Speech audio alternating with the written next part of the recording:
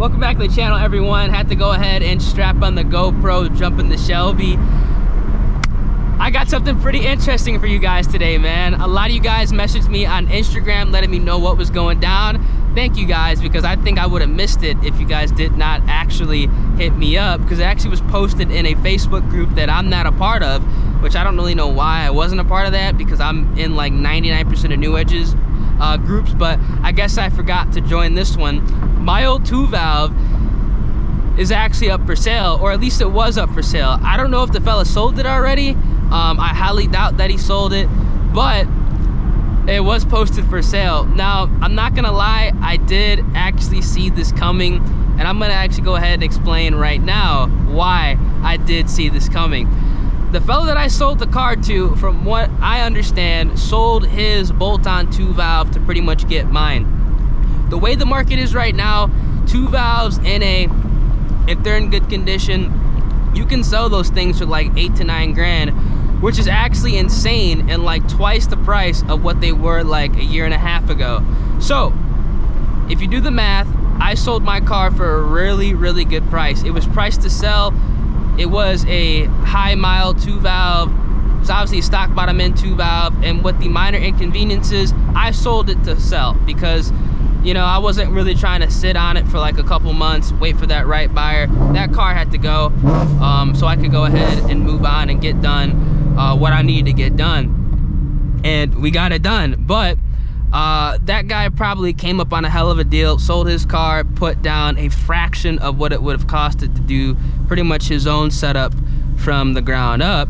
And I can't blame him, because you could have literally replicated my setup for like $7,000 or less. I'm not even kidding. And I'm talking about buying the supercharger, the fuel system, the exhaust, hell, even the wheels, tires, and clutch.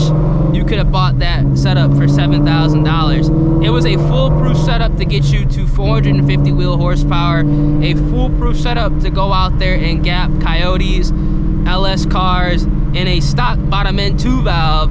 So it was a hell of a good deal, man. I know I've been talking to a lot of people trying to get them in the right direction to set up their cars so they're actually, you know, performing. Some guys get it, some guys don't. It is what it is, man. I've documented the whole build. I have everything listed on all my 2-valve videos, so there's no reason why you should not be able to be gapping coyotes and pretty much enjoying yourself in a really, really affordable setup. But that spiel's done. I believe the guy went ahead, like I said, jumped into my car so he wouldn't have to spend like the 8K, whatever, to pretty much replicate the setup, just so he could get in and experience it, again, without having to spend a lot of money. And typically when that happens, you're not really satisfied. Honestly, I think the whole experience and like the fun factor of getting into a car is to actually build it up yourself, because that's like part of the experience. Even though you might actually not enjoy it in its entirety when it's done, I think a huge part of, you know, the car scene and just being a car enthusiast is just going ahead and, you know, enjoying the process of building the car. So when you go ahead and jump, you know, into something that's already essentially done, even though that car really wasn't done, it still needed that Edo Brock Vic Jr. It still needed a built bottom end for it to really eat. But, you know, for the most part, for a budget 2-valve setup, it was done.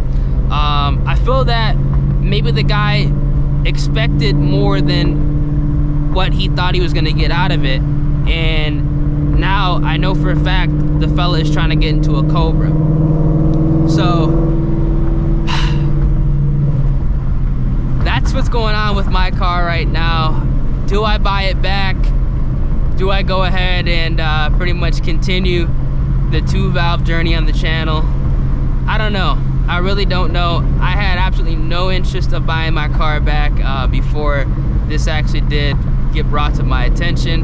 Honestly, I had no interest of getting back into a New Edge either, even a Cobra, because thinking about it right now, like after driving, this Shelby messed me up completely. The FRS did as well, but this car kind of messed me up completely. Like this car, like pretty much made me want a standard when it comes to performance, and if like the platform cannot deliver that standard, without having to drop, you know, 10, 15 grand under the hood. I don't know. I don't know if I really want to get into that platform.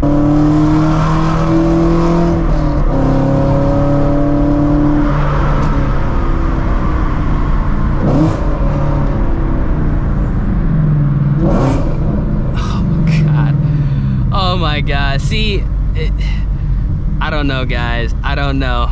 I really don't know, because whenever I jump in this car, it's an experience and a half. This car literally messed me up. It really did mess me up. In a good way. I mean, like the backfires and pops after the downshift. I mean, and I'm not even ringing this thing out. I don't think I've actually taken this car like over like 5,500 RPM, like this entire drive. And like, it's so fun, man. It's so fun. It's just so fun. I don't know if I could get back. I don't know, man. The only other older car I could see myself getting into is like maybe a C5 Corvette, which is funny because that was actually the car that I was gonna sell the new edge for, you know, back in the beginning of last year, around like January. I was gonna get a C5. Kind of wish I did in all reality, because it was a hell of a deal. I should have bought that car. I do regret not buying that, but you know, everything happens for a reason. It is what it is. But damn. Again, y'all, let me know down in the comment section what y'all do. Would you buy the new edge? Obviously, all you guys are gonna say buy the new edge bag, but for those of you, let me actually rephrase this. For those of you who have had a new edge, either got like into an S550 or a Vet, would you get back into another one with that new edge? I like that raw feel of the car, don't get me wrong, but the difference between like this car, a Corvette, and hell, even the BRZ FRS 86 is like, you feel that you're inside of the car. You feel like you're one with the car, in like the GT350 and the Vets and, you know, the twin platform. You know what I'm saying? Like with the bucket seats and everything like that. With that new edge, I feel like I was driving on top of the car, and that's kind of like what I realized once I got the FRS back, and once I actually went ahead and test drove this. Like this is a driver's car. You know what I'm saying? Like, and that's kind of what I want.